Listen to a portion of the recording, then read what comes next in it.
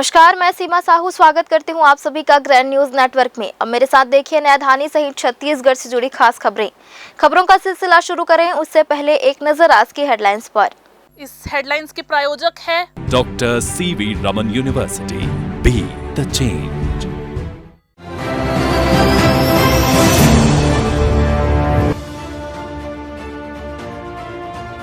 विधवा भाभी से जिस्मानी रिश्ता बनाने की कोशिश, इनकार पर कर दी हत्या, आरोपी फरार।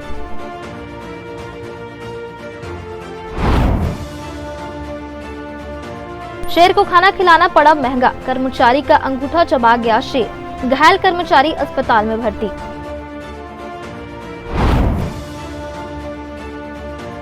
चैंपियंस ट्रॉफी फाइनल मैच में सुबह से देखा गया उत्साह, एलईडी में देखा गया मैच, सड़क पर लगी भीड़।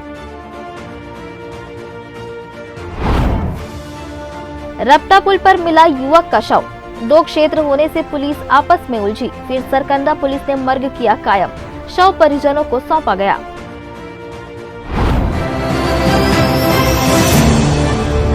ये थी सुर्खियां और अब हम आगे बढ़ते हैं खबरों की ओर। बिलासपुर के सरकंडा थाना क्षेत्र में पुलिस ने बड़ी कार्रवाई करते हुए गांजा तस्करी के फरार आरोपी संदीप वर्मा और एक नाबालिग को गिरफ्तार किया। यह आरोपी उड़ीसा से गांजा तस्करी कर बिलासपुर ला रहे थे। इससे पहले पुलिस ने उनके साथी विकास वर्मा को गिरफ्तार कर 10 किलो 700 ग्राम गांजा, एक मोटरसाइकिल और मोबाइल बरामद किया था।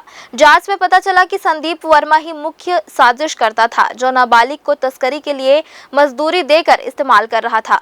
पुलिस को मुखबिर से सूचना मिली थी कि फरार आरोपी अपने घर ग्राम गनियारी पर मौजूद है, जिसके बाद पुलिस की टीम ने घेराबंदी कर दोनों को गिरफ्तार किया।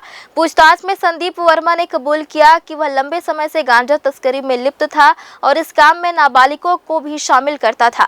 पुलिस ने आरोपी को न्यायिक रिमांड पर जेल भेज दिया है, जबकि नाबालिग को किशोर न्याय बोर्ड में पेश किया गया है।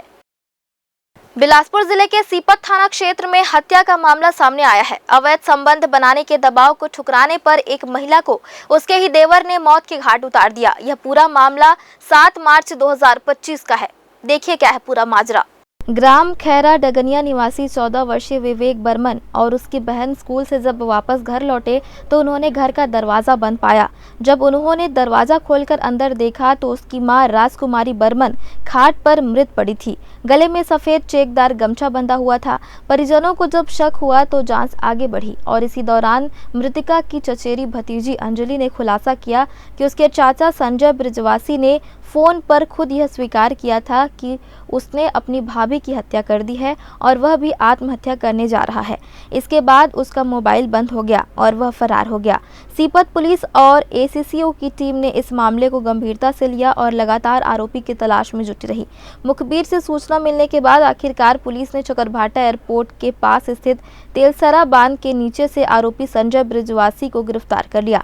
पूछताछ में आरोपी ने कबूल किया कि उसने अपनी भाभी को गैर मर्द के साथ संबंध बनाने से रोका और खुद के साथ संबंध बनाने की मांग की, लेकिन जब भाभी ने इससे इनकार किया तो गुस्से में आकर उसने गमछे से गला घोंटकर हत्या कर दी और फिर शव को खाट से बांध दिया ताकि यह आत्महत्या लगे। आरोपी के पास से वारदात में इस्तेमाल स्कूटी और उसके पहने हुए कपड़े जब्त कर लिए गए हैं। पुलिस ने उसे गिरफ्तार कर न्यायिक रिमांड पर जेल भेज दिया है। बिलासपुर के तखतपुर क्षेत्र में बाघ का आतंक लगातार बढ़ते जा रहा है। बीते 3 दिनों से कुआं के पेंड्री खार इलाके में उसकी आमद देखी जा रही है, जिससे ग्रामीणों में दहशत का माहौल है। हाल ही में बाघ ने एक किसान पर हमला किया था और अब एक गाय को अपना शिकार बना लिया, जिसका वीडियो सोशल मीडिया पर वायरल भी हो रहा है। इससे पहले कठमूड़ा, टिकरी और गढ़ा घाट इलाके में भी बाघ के पैर के निशान मिले थे, जिससे यह स्पष्ट है कि वह लगातार अलग अलग इलाकों में घूम रहा है।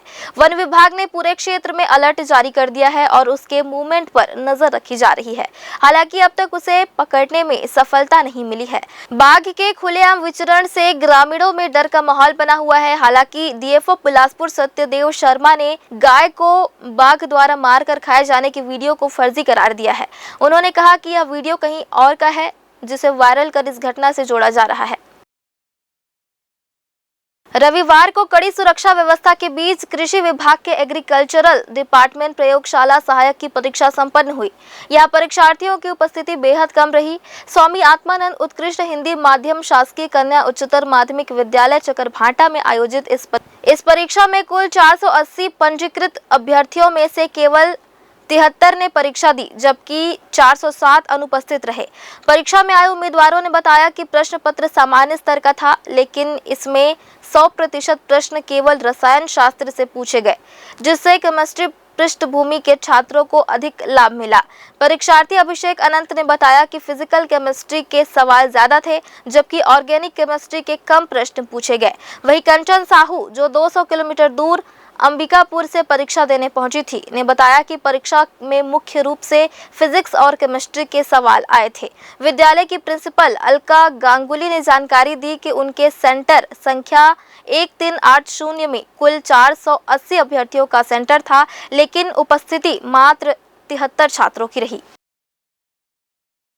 पेपर अच्छा गया है। ये 11वीं 12वीं में जो फिजिकल पोर्शन है केमिस्ट्री का, उससे ज़्यादातर क्वेश्चन पूछा गया था, और जो ऑर्गेनिक केमिस्ट्री है उससे जो पूछने वाले क्वेश्चंस की संख्या है वो कम है। मैक्सिमम देखा जाए तो इसमें वेटेज है इक्विलिब्रियम, थर्मोडायनेमिक्स और सॉलिड स्टेट फिजिकल केमिस्ट्री का। आज जो है कृषि विभाग का एग्रीकल्चर डिपार्टमेंट का प्रयोगशाला सहायक का एग्जाम था। कैसा बना? एवरेज था लेवल जो है। अभी देखिए मेरा तो जो है अगर बोले तो 80 जो है अपने हिसाब से बनाया हूँ नॉलेज के बेस पे, और बाकी जो है तुक्का मारा हूँ क्योंकि लेवल जो है मॉडरेट लेवल का आया था, ज़्यादा टफ नहीं था। और जो आपके 11th-12th के जो है बैक साइड में पेपर दिए रहते हैं एमसीक्यू, वहीं से ही ज़्यादातर क्वेश्चन जो है पूछे गए थे। एक्चुअली क्या है, नॉर्मल पेपर में जीएस वगैरह इंक्लूडेड रहता है, तो इसमें जो है केमिस्ट्री वालों को जो है डायरेक्ट फ़ायदा होना है। इसलिए डायरेक्ट फ़ायदा होना है क्योंकि इसमें पूरे 100 के 100 क्वेश्चन जो है केमिस्ट्री के थे और जो है मॉडरेट लेवल के आए थे। मैं यहाँ पेपर देने आई हूँ। पेपर तो अच्छा था, बट थोड़ा क्वेश्चन टफ था इस बार का। पूरा केमिस्ट्री क्वेश्चन आया था। हम लोग पढ़ के थोड़ा दूसरा आए थे, बट आया पूरा केमिस्ट्री ही, बट अच्छा गया। मैं KAL का लेबोरेटरी असिस्टेंट का एग्जाम दिलाने आई थी। प्रयोगशाला से है। कैसा किया? नहीं, कुछ खास नहीं बना है। कौन कौन सा सब्जेक्ट कठिन आया था? सब्जेक्ट तो केमिस्ट्री और फिजिक्स बस था। केमिस्ट्री और फिजिक्स और अदर नहीं था कुछ। आज प्रयोगशाला सहायक के लिए एग्जाम किया गया था। सेंटर नंबर हमारा 1380 था। और कितने बच्चे यहाँ पर एनरोल्ड 480 थे, जिसमें केवल 73 बच्चे उपस्थित रहे हैं और 407 बच्चे अनुपस्थित थे। फिलहाल वक्त हो चला एक छोटे से ब्रेक का। ब्रेक के बाद भी खबरें जारी रहेंगी। बने रहिए ग्रैंड न्यूज नेटवर्क के साथ।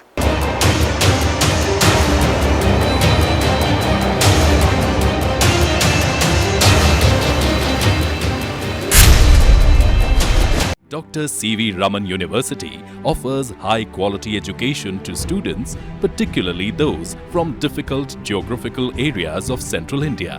The flourishing 70-acre campus boasts of more than 120 state-of-the-art laboratories, smart classrooms, research centers, and a plethora of on-campus facilities that provide easy access. Dr. C.V. Raman University. Be the change. Break के बाद आप सभी का स्वागत है। बिलासपुर के mini जू Connon Pendari में एक हादसा सामने आया है। शेर को खाना खिलाते समय एक कर्मचारी को अपनी लापरवाही का भारी खामियाजा भुगतना पड़ा। शनिवार को रोज की तरह जब कर्मचारी शेर के बाड़े में भोजन देने गया तो शेर ने अचानक हमला कर दिया और उसके हाथ को जबड़े में दबाने की कोशिश की। कर्मचारी कुछ समझ पाता इससे पहले ही शेर ने उसका अंगूठा चबा लिया। घायल कर्मचारी की चीख पुकार सुनकर आसपास के लोग पहुंचे और उसे तुरंत अस्पताल ले जाया गया, जहां उसका इलाज जारी है। शाम को 6 से 7 के बीच में मॉनिटरिंग के लिए गया था। मॉनिटरिंग करने के लिए गया था कि टाइगर आनंदी है, उसको देखने के लिए गया तो कितना खाना, कोई पानी वानी कितना लिया है आहार के लिए चेक करने के लिए गया था। उतने में छुपी थी, वो छुप गई थी। तो मैं आनंदी कहाँ हो बेटा ऐसे करके आवाज किया, तो वो ताला खटखटाया 2-3 बार, आवाज नहीं की। उसके बाद वो ऊपर की चढ़ करके मतलब कहीं पर छुपी थी वो अंदर में, क्योंकि क्वारंटाइन में है। पहले था रेस्क्यू सेंटर में, उसको जगह चेंज कर दिए गए हैं, तो हो सकता है कुछ अपने दिमाग से कुछ भारी स्थिति में हमला कर दिया। तो हमला किया तो सीधा हाथ को हल्का पाया, वो बार बार खींचते गया। तो उसकी नहीं बेटा ऐसे नहीं करते हैं, अपने हिसाब से काम करते करो क्योंकि आप जितना आवाज करोगे उतनी आवाज में काटेगा। तो मैं उसकी आवाज अपने नॉर्मल में, नहीं बेटा ऐसे नहीं करते, बेटा तेरे को देते तू डायरेक्ट पानी आहार देता हूँ, ऐसे करके उसकी बात करते करते फिर छोड़ा, क्योंकि उसमें कुछ आ गया पूरा हाथ को, पाया जो अपने हिसाब से पाया वो, उसके बाद छोड़ दिए गए हैं। नहीं हुआ नहीं है, एक भी बार आज तक नहीं हुआ है। इतना हम लोग रेस्क्यू सेंटर में जितने भी जानवर आते हैं ना, इलाज करते हैं, उसका खाना दान सब चीज देते रहते हैं। मैं नाइट में जितना भी आता है, नाइट कीपर हूँ तो करता रहता हूँ, लेकिन पहली बार ऐसा हुआ हादसा कि डायरेक्ट हाथ खींच दिया वो। बिलासपुर के चाटीडी रामायण चौक में विश्व हिंदू परिषद बजरंग दल द्वारा आयोजित विशाल स्वास्थ्य परीक्षण एवं स्वैच्छिक रक्तदान शिविर का बहुत लोगों ने लाभ उठाया। इस आयोजन में सैकड़ों लोगों ने बढ़ चढ़कर हिस्सा लिया और स्वास्थ्य जांच के साथ रक्तदान किया।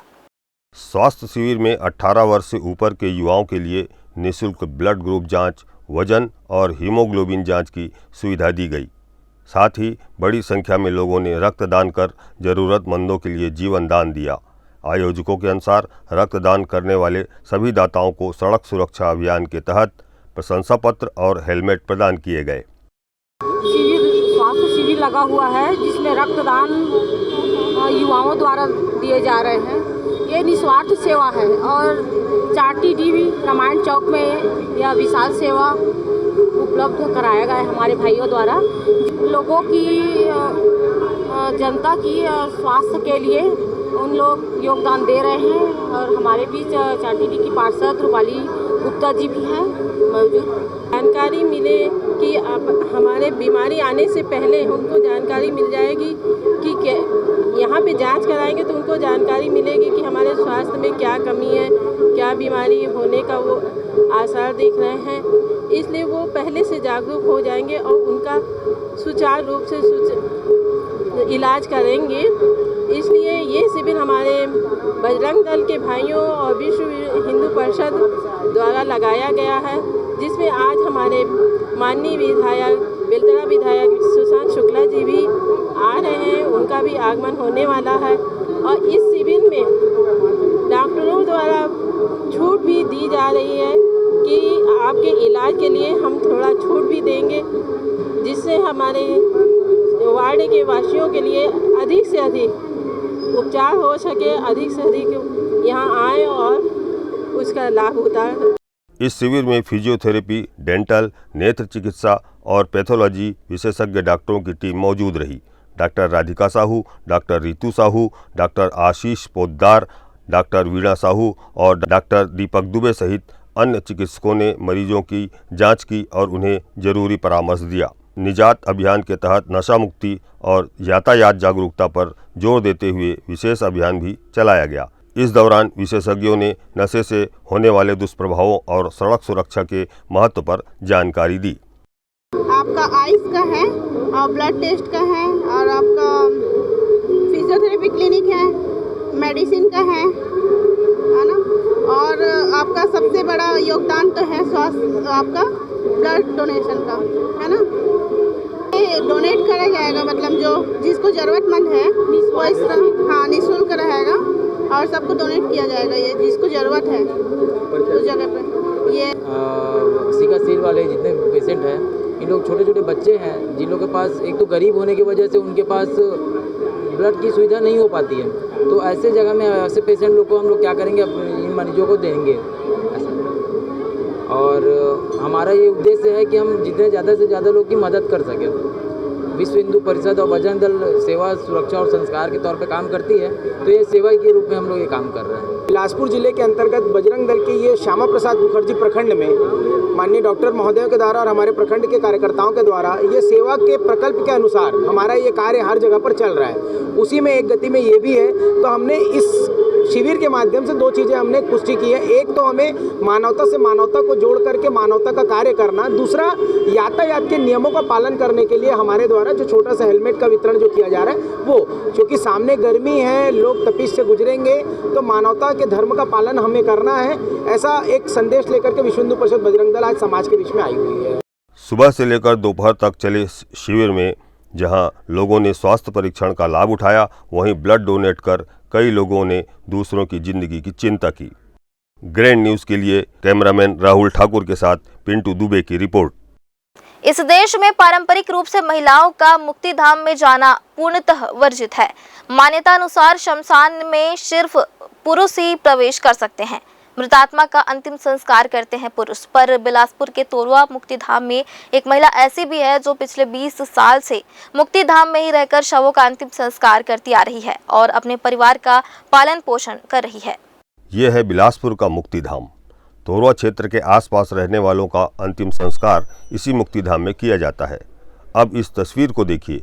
आप सोच रहे होंगे कि जिस पुरुष प्रधान देश में पारंपरिक रूप से मुक्ति धाम में महिलाओं का प्रवेश वर्जित है, तो ये महिला मुक्ति धाम में शव के साथ आखिरकार कर क्या रही है? तो जान लीजिए। ये है 34 वर्षीय रेखा सिंह।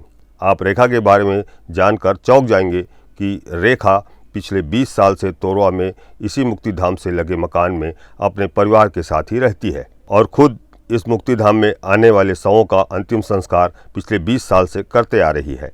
रेखा बताती है कि पति की मृत्यु के बाद परिवार पालने के लिए कई जगहों पर नौकरी के लिए गई, पर उसे नौकरी नहीं मिली। फिर क्या था, परिवार तो पालना ही था। रेखा ने अपने पुरखों के परंपरा को जारी रखते हुए शव का अंतिम संस्कार करना शुरू कर दिया। इधर यह भी जानना जरूरी है कि आखिरकार महिलाओं को मुक्ति धाम में जाने से क्यों मनाही है। पंडित क्या कहते हैं कि महिलाओं को मुक्ति धाम में क्यों नहीं जाना चाहिए। 20 साल से हो गया मेरे को, पीढ़ी की पीढ़ी चल रहा है। यहाँ करने लकड़ी जमाना है, मुर्दा जलाना है, गोबर पानी डालना है, झाड़ू करना है। यहाँ पानी के लिए बहुत दिक्कत पड़ता है हम लोग को। पारिवारिक का है, लेकिन अब हम लोग का जो बुजुर्ग है ना, वो उधर रहते हैं। अब वो बुजुर्ग रहते हैं तो हमको बताते हैं तो हमको जानकारी होता है। अब 20 साल से तो हो गया भी हम लोग को काम करते हैं यहाँ। अब मेरा जो ससुर है ना ख़त्म हो गया है, जो मेरे सास है ना, अपने लोग अलग अलग रहते हैं। बोलते हैं आप तो मरघट के काम करते हो, आपको काम नहीं मिलेगा, तो काम को तो नहीं देते हैं। जो कुछ है हमारा यहीं करने घर है, अपना घर खर्चा अपना चल रहा है, अपना छोटा छोटा नाती नतरा सब अपना देखभाल। कोई 100 रुपया दे देते हैं, कोई 50 रुपया दे देते हैं, कोई 20 रुपया दे देते हैं। हमको किसी से लड़ाई झगड़ा नहीं करना है, जो मिल जाता है उसी में हम लोग खुश रहते हैं। जब कोई भी कुल में उपलब्ध न हो संस्कार करने वाला, तब अंतिम में गरुड़ पुराण कहता है महिला भी कर सकती है, लेकिन सामान्य तौर पर महिला को संस्कार करने का अधिकार नहीं है। बहुत से ऐसे लावारिस लाशें निकलती हैं सिम्स से, जिसके लिए कोई लेने वाला, कोई संस्कार करने वाला नहीं होता है। यहाँ तक कि उसको 1 गज कपड़ा भी नहीं मिल पाता है। तो उस माता जी ने कहीं न कहीं अपने पति की बात को रखते हुए, धर्म कर्म को करते हुए, पुण्य कमाने के लिए, और वो माता जी लगभग 40 साल से लगभग वो कफन कपड़ा दे करके पुण्य को अर्जित कर रही हैं। और उनको मालूम है कुछ करें ना करें, कम से कम उस व्यक्ति का अंतिम संस्कार तो अच्छे से हो गया। शांत होते समय कम से कम उसको हमारे द्वारा एक कफन का कपड़ा मिल गया, इसलिए वो इस प्रकार का कार्य कर रहे हैं। यहाँ एक महिला मुक्ति धाम में शवों का अंतिम संस्कार कर रही है, तो वहीं दूसरी महिला पिछले कई सालों से अंतिम संस्कार के लिए पहुँचे शवों को निःशुल्क कफन प्रदान करती है। क्या कहते हैं ऐसी महिलाओं के परिजन। यह परंपरा लवारिस लाशों का कफन दफन एवं अंतिम संस्कार की प्रक्रिया बहुत पुरानी है। हमारे इस शीतला माता मंदिर की ओर से लवारिस लाशों को, जब हम लोग छोटे छोटे बच्चे थे तब हम लोग देखते थे कि कोई डेड बॉडी यहाँ से लवारिस आता था। धर्म अस्पताल उस समय था, तब उस डेड बॉडी के लिए जो स्वीपर आते थे उन लोग हमसे याचना करते थे कि कुछ कपड़ा वपड़ा इसको मिले और कुछ धन मिल जाए ताकि हम इनकी अंतिम संस्कार कर सके। तो हमारे दादाजी ने यह परंपरा चला दिया था कि कोई भी लवारिस लाश यहाँ हमारे दरवाजे पर आएगी तो उसको कफन दफन का व्यवस्था शीतला माता मंदिर की ओर से होगी। कफन ओढ़ाया जाएगा और उनके अंतिम संस्कार की प्रक्रिया किया जाएगी। और इस परंपरा को हमारे दादाजी निभाते निभाते गौलोक धाम चले गए और उसके पश्चात हमारे दादी जी भी अभी अस्वस्थ हैं और वो भी ये नियम को निरंतर चला रही हैं। और मैं भी चाहूँगा कि भगवान की अगर प्रेरणा होती है, भगवान का आशीर्वाद मुझ पर रहता है, तो इस परंपरा को आगे भी मैं भी निर्वाह करने का प्रयास करूँगा। जीवन के अंतिम पड़ाव में हर व्यक्ति के परिवार के सदस्य गमगीन होते हैं, तो वहीं कुछ लोगों को परिवार का सुख भी अंतिम समय में नहीं मिल पाता। ऐसों के लिए मसीहा रेखा जैसी महिलाएं होती हैं। मृत्यु के अंतिम समय में जिस तरह से रेखा पिछले 20 सालों से लोगों की मदद कर उन्हें मोक्ष प्राप्त करने में अपनी भूमिका निभा रही है, वह हर किसी के लिए प्रेरणादायक माना जा सकता है। ग्रैंड न्यूज़ के लिए कैमरामैन राकेश मिश्रा के साथ आलोक अग्रवाल की रिपोर्ट। विद्युत विभाग में प्रतिष्ठित यूनियन छत्तीसगढ़ तकनीकी विद्युत कर्मचारी एकता यूनियन 747 का संगठन सौहार्दपूर्ण वातावरण में संपन्न हुआ। स्वतंत्र चुनाव में जितेंद्र मालाकार को अध्यक्ष और श्रीकांत सिंह ठाकुर को प्रदेश महामंत्री सर्वसम्मति से निर्विरोध चुना गया। बैठक के दौरान यूनियन ने पावर कंपनियों में पुरानी पेंशन योजना लागू करने, संविदा कर्मचारियों के नियमितीकरण, योग्य कर्मचारियों को टीए या टीडी पद पर नियुक्ति देने, तकनीकी कर्मचारियों को 3% तकनीकी भत्ता देने सहित कुल 16 श्रम प्रस्ताव पारित किए। बैठक में प्रदेश भर से तकनीकी कर्मचारी बड़ी संख्या में उपस्थित हुए। महामंत्री श्रीकांत सिंह ठाकुर ने कहा कि यूनियन कर्मचारियों की मांगों को प्रबंधन के समक्ष प्रभावी तरीके से रखेगी। यदि आवश्यक हुआ तो भविष्य में आंदोलन और प्रदर्शन जैसे विधि सम्मत कदम उठाने से भी पीछे नहीं हटेंगे। सौहार्दपूर्ण वातावरण में आज हमारे केंद्रीय पदाधिकारियों का चुनाव हुआ, जिसमें आज अध्यक्ष पद के रूप में जितेंद्र मालाकार का एवं महामंत्री पद के रूप में स्वयं मेरा श्रीकांत सिंह ठाकुर के साथ में 15 अन्य पदाधिकारियों का 27 कुल पदाधिकारियों का यहाँ चुनाव हुआ। शांतिपूर्ण तरीके से यहाँ चुनाव हुआ, जिसमें हम सब लोग चयनित हुए और मांगे आगे जो मांगे हैं वो उसके बारे में आप लोग को बताना चाहता हूँ कि यहाँ पे 16 सूत्रीय मांगों पर प्रस्ताव पारित हुआ, जिसमें प्रमुख रूप से विद्युत विभाग में भी पुरानी पेंशन लागू किया जाए, जो कि अभी तक लंबित है। उसके साथ साथ में संविदा कर्मचारियों को नियमित किया जाए और सबसे बड़ी जो प्रमुख मांग ये हमारे साथ में ये भी है, एक विडंबना है कि 283 कर्मचारी जो परीक्षा में सम्मिलित हुए, 16 साल से वो लोग अनुभव प्राप्त लोग हैं, ITI का पास कर्मचारी हैं, लेकिन उनका सिलेक्शन केवल पद की कमी की वजह से नहीं हो पाई, जबकि विद्युत मंडल में तकनीकी सहायक टीडी के हर वितरण केंद्र में पद खाली हैं। तो ये भी हमारी प्रमुख मांगों में से एक मांग रही है। एक बार फिर से वक्त हो चला है एक छोटे से ब्रेक का। ब्रेक के बाद भी खबरें जारी रहेंगी। बने रहिए ग्रैंड न्यूज नेटवर्क के साथ।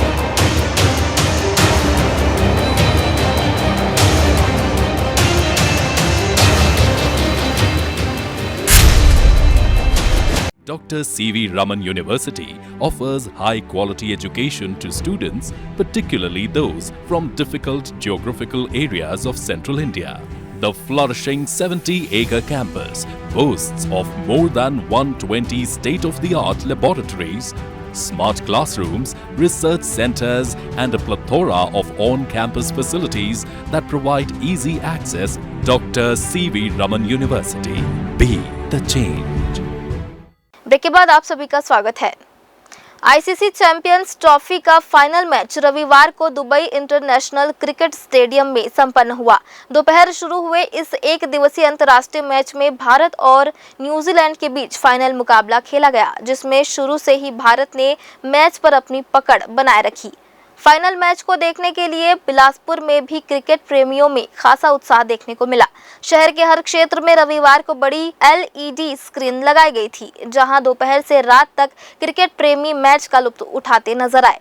चैंपियन ट्रॉफी के अभी तक सभी मैच जीतकर फाइनल में पहुंची भारतीय टीम जहां शुरू से ही मैच में आत्मविश्वास से लबरेज नजर आई, तो वहीं अंतिम क्षणों तक मैच में पकड़ भी बनाए रखी। क्रिकेट के प्रति लोगों का उत्साह दुबई से लेकर भारत तक नजर आया। यही वजह रही कि फाइनल मैच को लोग उत्साह और उमंग के साथ देखते रहे। प्रति अपना शक्ति प्रदर्शन कर रहे हैं। शक्तिशाली आदमी यदि शक्ति प्रदर्शन नहीं करेगा ना, तो फिर निंदा और उपेक्षा का पात्र है। आज जैसा कि आप लोगों को देख सकते हैं कि बहुत ही उत्साह देखने को मिल रहा है। फाइनल मैच है और इंडिया जीतेगा लग रहा है, जहां पे सभी का उत्साह है। इंडिया अभी तक अपने जीत की ओर अग्रसर बढ़ रही है और निश्चित तौर पे लग रहा है कि इंडिया जीतेगी इस मैच को। इस बार फिर से आ रहा है। हाँ, इस बार भारत लेके आ रहा है, हमारे कप्तान रोहित शर्मा लेके आ रहे हैं चैंपियंस ट्रॉफी। अंतर्राष्ट्रीय महिला दिवस खास तौर पर महिलाओं को सम्मानित करने के लिए बनाया गया है, जिसमें महिलाओं को सम्मानित कर उन्हें और बेहतर काम के लिए प्रोत्साहित किया जाता है। इसी कड़ी में रविवार को भी महिलाओं के लिए सम्मान कार्यक्रम का आयोजन किया गया। कन्फेडरेशन ऑफ ऑल इंडिया के द्वारा आयोजित इस कार्यक्रम में लगभग 30 महिलाओं को सम्मानित किया गया। यह महिलाएं विभिन्न क्षेत्रों में बेहतर काम करने के लिए जानी जाती है। सामाजिक क्षेत्र में उनके द्वारा बेहतर काम कर कई जरूरतमंद लोगों को सुविधा भी प्रदान की गई है। इस मौके पर मुख्य अतिथि के रूप में AIG दीपमाला कश्यप मौजूद रहीं, जिन्होंने सभी महिलाओं को पुरस्कृत करते हुए कहा कि जिस तरह से आज महिलाएं आत्मनिर्भर होकर देश में महिलाओं के लिए कार्य कर रही हैं, वो निश्चित ही देश की प्रगति के लिए लाभदायक है। ऐसे में महिलाओं की विभिन्न क्षेत्रों में बढ़ती भागीदारी उन्हें और बेहतर कार्य के लिए प्रेरित करेगी। आज अंतर्राष्ट्रीय महिला दिवस के उपलक्ष्य में कैट बिलासपुर इकाई द्वारा आज नारी सम्मान का कार्यक्रम रखा गया था। यहाँ लगभग अलग अलग विभिन्न क्षेत्रों से 30 मात्र शक्तियों को आज सम्मान दिया गया है। आज के मुख्य अतिथि दीपमाला कश्यप जो स्पेशल ब्रांच से यहाँ पर उपस्थित थी, उनके द्वारा आज दिया गया। मां कर्मा महिला मंडल वैश्य साहू समाज के द्वारा अंतर्राष्ट्रीय महिला दिवस के अवसर पर समाज की महिलाओं के लिए कार्यक्रम का आयोजन किया गया। इस मौके पर समाज की प्रतिभाशाली महिलाओं का सम्मान, कविता पाठ, भाषण एवं खेल कूद किया गया। यह दिन खास तौर पर महिलाओं के लिए समर्पित है। ऐसे में महिलाओं की देश में बढ़ती भागीदारी को हर कोई नमन कर रहा है। जिस तरह से आज महिलाएं देश की प्रगति में बढ़ चढ़ कर अपना योगदान दे रही हैं, वह कहीं न कहीं महिलाओं के बढ़ते सम्मान को दर्शाता है। ऐसे में समाज के द्वारा भी इन महिलाओं को सम्मानित कर उन्हें आगे और भी बेहतर कार्य करने के लिए प्रेरित किया जा रहा है।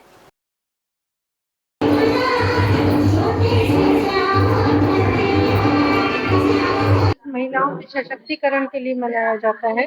पहले क्या होता था, समाज में महिलाओं को बराबर का दर्जा नहीं मिलता था। महिलाओं को हमेशा काम पूरा लेते थे, मजदूरी नहीं मिलती थी, आदि हर जगह उनको मतलब नीचे स्तर पे रखा जाता था। तो उन्होंने अपनी मांग उठाई कि भाई हमें भी समानता का अधिकार मिलना चाहिए।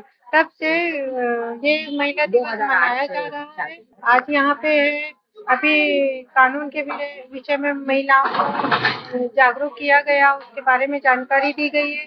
अभी कुछ खेल होने बाकी है हमारे, और यहाँ नृत्य, संगीत, कविता पाठ होगा। महिलाओं के लिए बहुत सारे अनेक कार्यक्रम होंगे। बिलासपुर जिले के रतनपुर इलाके में NSS कैंप और विधिक जागरूकता शिविर का आयोजन किया गया। लॉ के स्टूडेंट ने डोर टू डोर सर्वे कर ग्रामीणों की समस्याएं सुनी। उन्होंने लोगों को कानूनी सहायता देने का भरोसा दिलाया। ज्यादातर लोगों ने जमीन संबंधी समस्याओं पर कानूनी सहायता मांगी। इसके अलावा ग्रामीणों के बीच आपसी विवाद के निपटारे के प्रयास किए गए।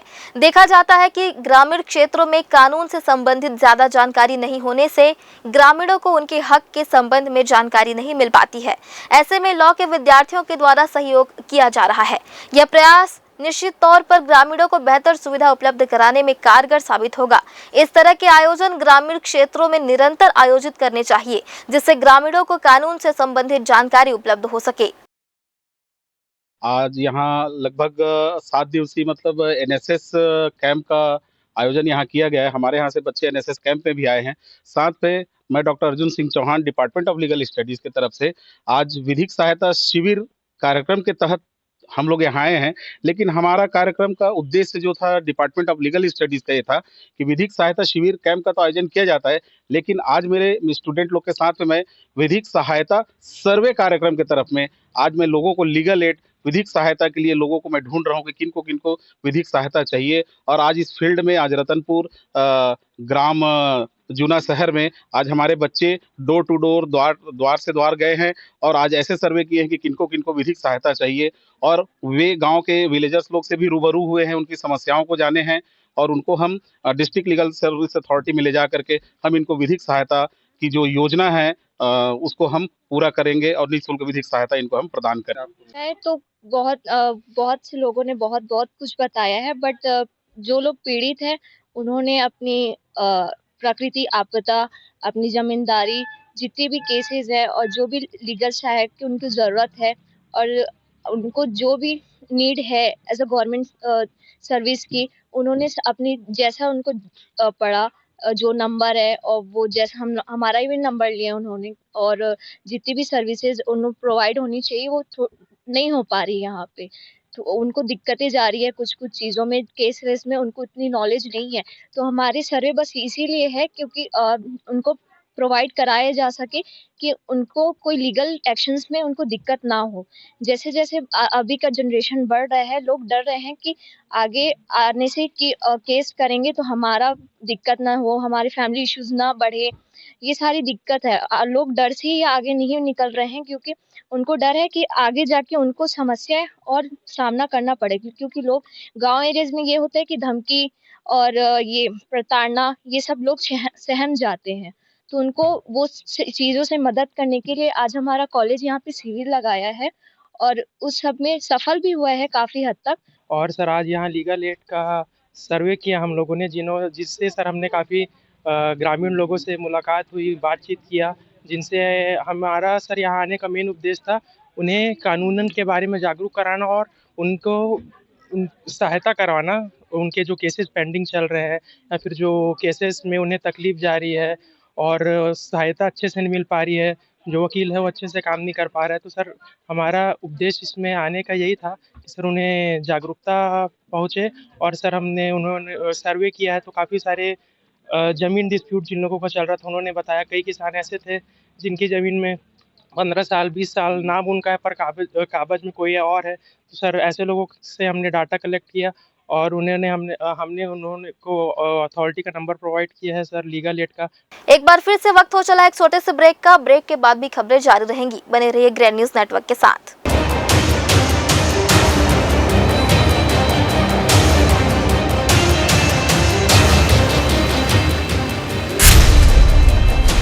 Dr. C.V. Raman University offers high-quality education to students, particularly those from difficult geographical areas of central India.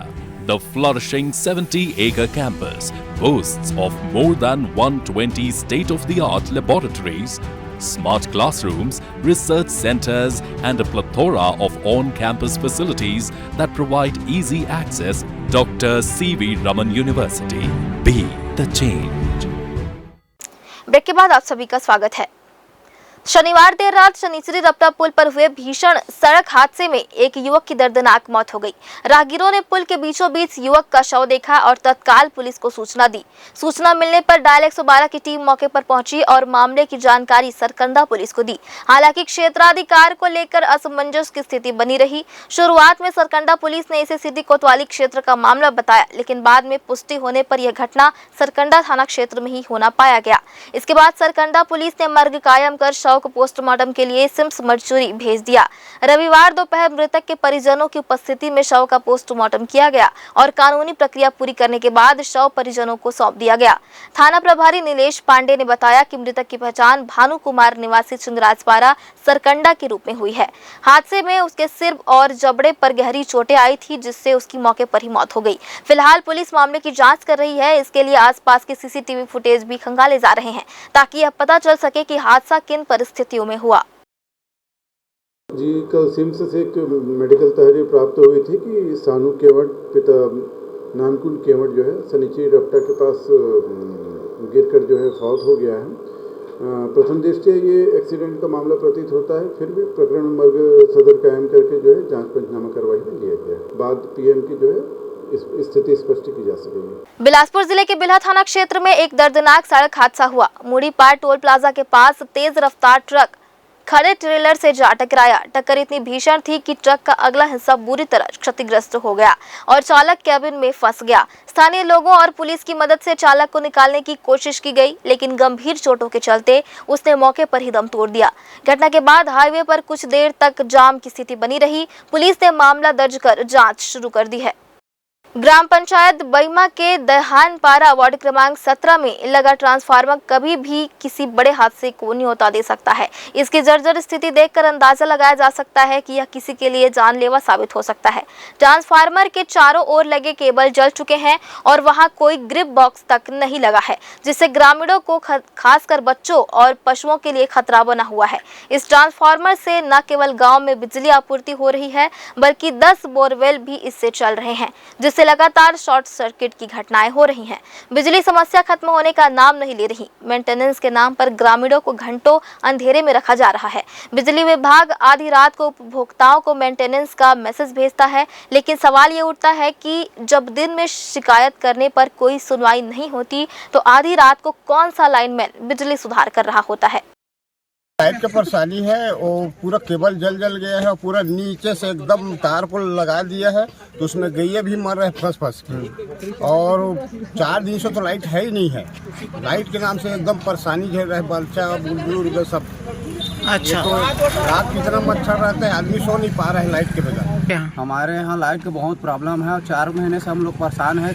कई बार जा के एप्लीकेशन दे चुके हैं, हमारी केबल पूरा जड़ गए है और बिजली बिल पटा रहे हैं, कितना बिजली बिल भेज रहा है और जगह जगह हम खुद से जाकर बना रहे हैं, पर भी समस्या का हल नहीं हो रहा है। इसके कारण हम बहुत परेशान हैं। हमारे घर में लाइट नहीं है, हम लगभग 4 महीने से परेशान हैं। 4 दिन तो हो गए लाइट ही नहीं हमारे मोहल्ले में। लाइट का इतना बड़ा समस्या है कि डेली सुबह 4 बजे लाइट बंद कर दिया जाता है जी। और उसके बाद जो परेशानी है, बहुत जगह फॉल्ट है, उसको कितने बार हम लोग उप सरपंच जो नया प्रत्याशी उसको बोल चुके हैं और बिजली ऑफिस में भी जाकर, लेकिन इसका कोई निदान नहीं कर रहे हैं। हम लोग मोहल्ले वासी आकर कुछ देखते हैं, लेकिन हम लोगों से नहीं बन पा रहा है।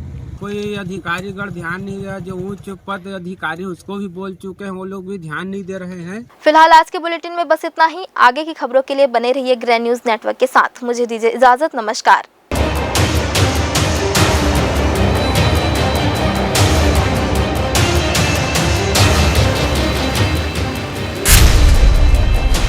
Dr. C.V. Raman University offers high-quality education to students, particularly those from difficult geographical areas of central India. The flourishing 70-acre campus boasts of more than 120 state-of-the-art laboratories, smart classrooms, research centers, and a plethora of on-campus facilities that provide easy access. Dr. C.V. Raman University. Be the change.